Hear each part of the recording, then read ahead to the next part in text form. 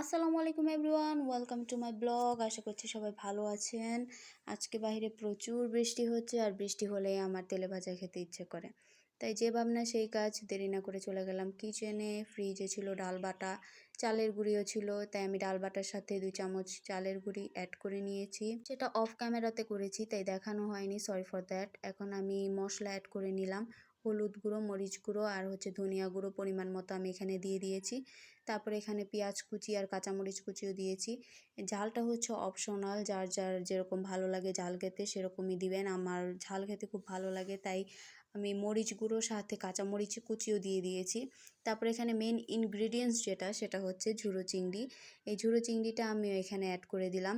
এই ঝুরো চিংড়ির পেঁয়াজুটা খেতে খুব ভালো লাগে, আর বৃষ্টির দিনে যদি এরকম একটা তেলে ভাজা হয়, মানে একদম শর্টকাট আইটেম, তাহলে তো কোনো কথাই নেই, মানে অস্থির একটা খাবার। তো এখন পরিমাণ মতো আমি এখানে লবণও দিয়ে দিলাম। তারপরে এটাকে আমি আলতো হাতে মিক্স করব, যেন চিংড়ি মাছটা একদম মানে কি বলে ওটাকে, গলে টলে না যায়, মানে মুখে দিলে যেন একটা ফ্লেভার খুব ভালোভাবে পাওয়া যায়। তারপর এখানে আমি কর্নফ্লাওয়ার 2 চামচ অ্যাড করে দিলাম। কর্নফ্লাওয়ারটা অপশনাল, না দিলেও চলবে। আমি যেহেতু চালের গুঁড়ি দিয়েছি, তাই কর্নফ্লাওয়ারটা না দিলেও চলতো, কিন্তু আমার মনে হলো যে দেই, কিছু হবে না। তো আমি এখানে যা মনে হয়েছে, যতটুকু মনে হয়েছে আমি ততটুকু তাই দিয়েছি। মানে এখানে কোনো পরিমাণ নেই যে এটা অতটুকু দিতে হবে, সেটা অতটুকু দিতে হবে। যেহেতু আমি ফার্স্ট টাইম রাঁধুনি, তাই আমি বেশি কিছু মানে পরিমাণ বুঝতে পারিনি, যতটুকু যা মনে হয়েছে আন্দাজ করে দিয়ে দিয়েছি। তারপরে এখানে আমি আদা রসুন বাটা দিতে ভুলে গিয়েছিলাম, তাই আদা রসুন বাটা দিয়েও মিক্স করে নিয়েছি।